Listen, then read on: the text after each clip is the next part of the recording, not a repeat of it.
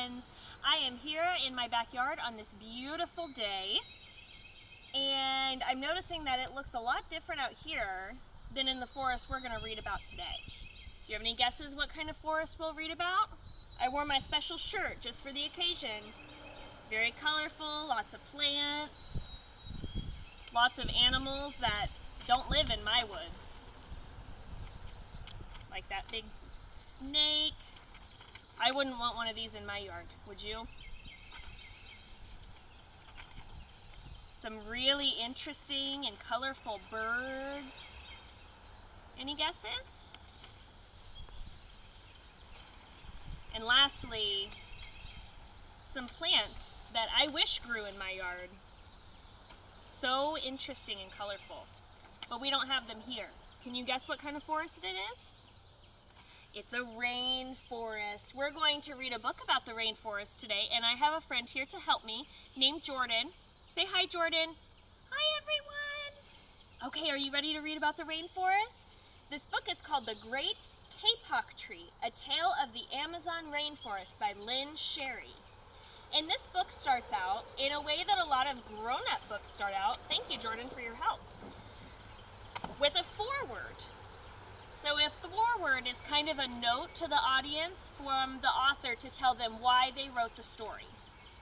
So Lynn Sherry says, "Dear readers, I wrote The Great Kapok Tree to let the world know what happens to the rainforest creatures and to the entire planet when rainforests are destroyed. I hope that after reading this book, you will help save the rainforests. The Great Kapok Tree is about the Amazon rainforest, a tropical rainforest. But we have a temperate rainforest in the Pacific Northwest of the United States that we must protect too." So she feels really passionately about taking care of our earth. I really like this page, friends, because it's got a couple important pieces. Here we have a picture of our whole earth, and right along the equator, right along the middle, there's this green, and all of that green is rainforest. The ones that we're going to read about today are here in South America, but there's more along in Africa, along in Asia, and on this side over here are the pieces of the rainforest, the layers called emergence, and the canopy is the tallest part, and that's where the birds would live. I see some monkeys up there.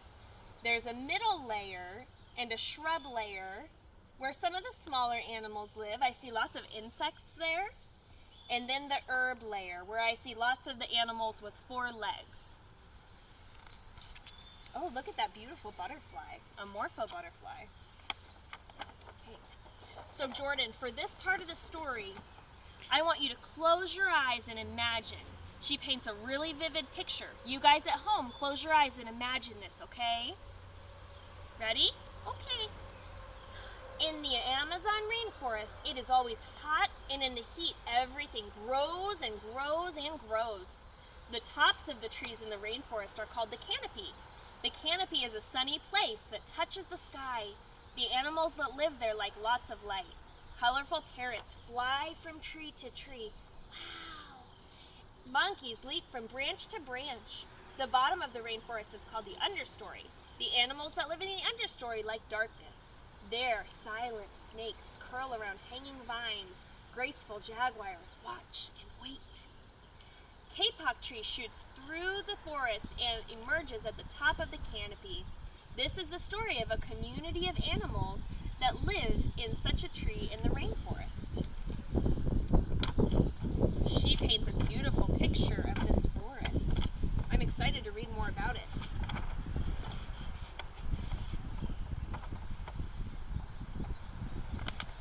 Two men walked into the rainforest.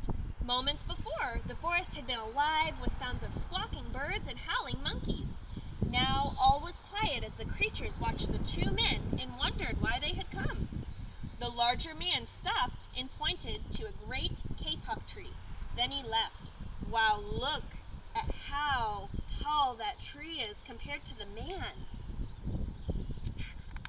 We know that trees grow more the longer they're alive. So do you think that tree's been alive a long time or just a little while? Definitely a long time. I think so too, Jordan. The smaller man took the axe he carried and struck the trunk of the tree. Whack, whack, whack. The sounds of the blows rang through the forest. The wood of the tree was very hard. Chop, chop, chop. The man wiped off the sweat that ran down his face and neck. Whack, chop, whack, chop. Soon the man grew tired. He sat down to rest at the foot of the great kapok tree. Before he knew it, the heat and hum of the forest had lulled him to sleep.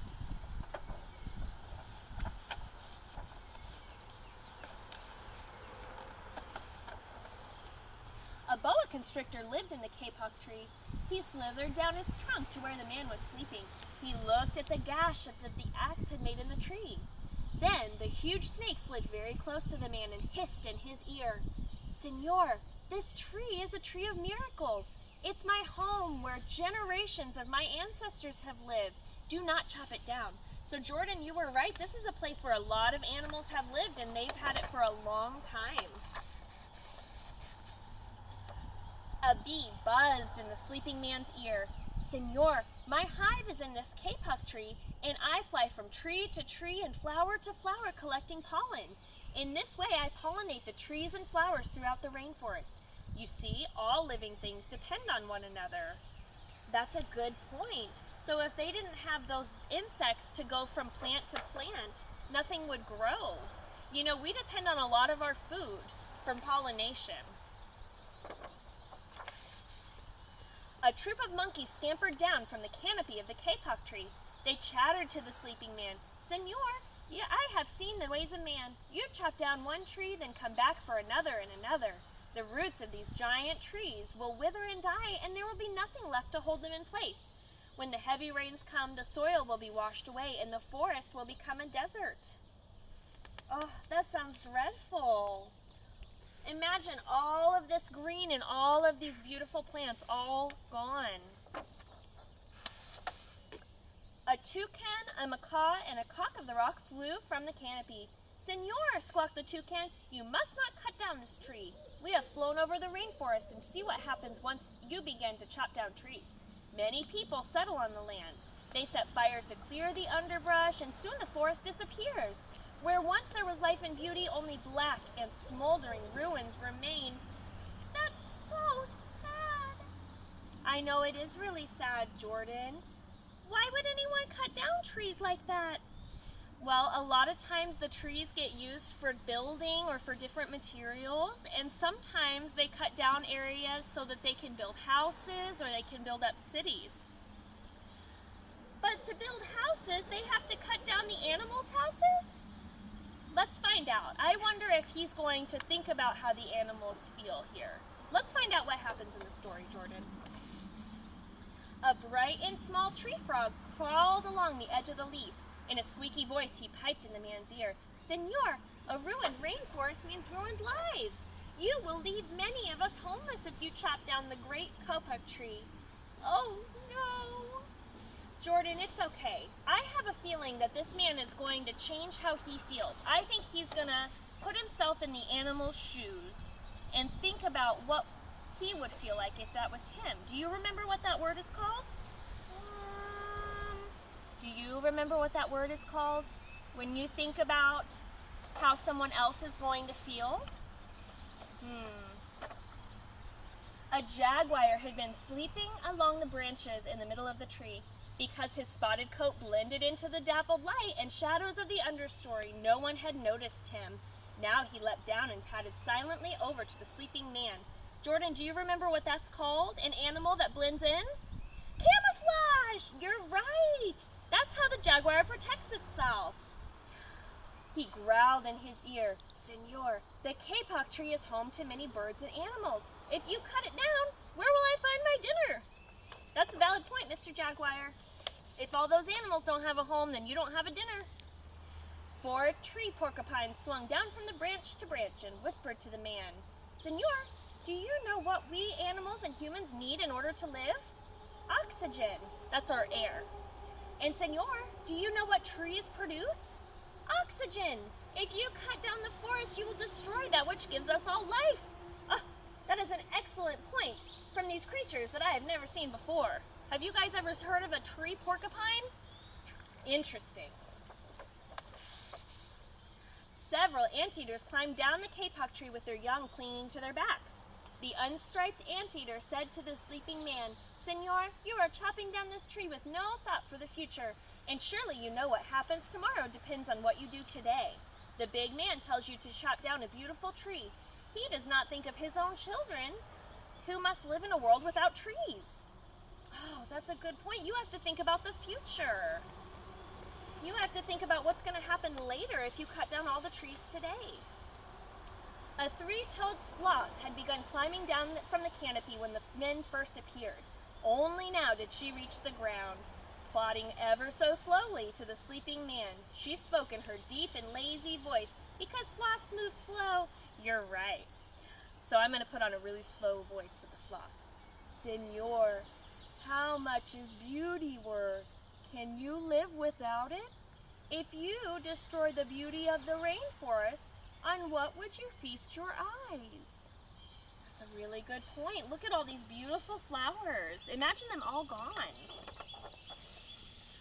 A child from the Yanomamo tribe who lived in the rainforest knelt over the sleeping man. He murmured in his ear, "Senor, when you awake, please look upon us all with new eyes." I didn't know humans lived in the rainforest. That's right. Humans can live in the rainforest, and they have a community there where they all take care of each other. And I bet that they depend on the plants there too, don't you think? The man awoke with a start. Before him stood the rainforest child, and all around him staring were the creatures who depended upon the great kapok tree. What wondrous and rare animals they were. The man looked about and saw the sun streaming through the canopy. Spots of bright light glowed like jewels amidst the green forest. Strange and beautiful plants seemed to dangle in the air, suspended from the great kapok tree. The man smelled the fragrant perfume of their flowers. He felt the steamy mist rising from the forest floor, but he heard no sound, for the creatures were strangely silent. What do you think he's going to do? I don't know. The man stood and picked up his axe. He swung back his arm as though to strike the tree. Suddenly he stopped. He turned and looked at the animals and the child.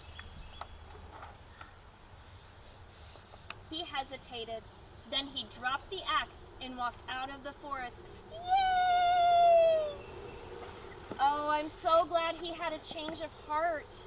Do you guys remember what that's called when you put yourself in someone else's shoe to see how they're going to feel?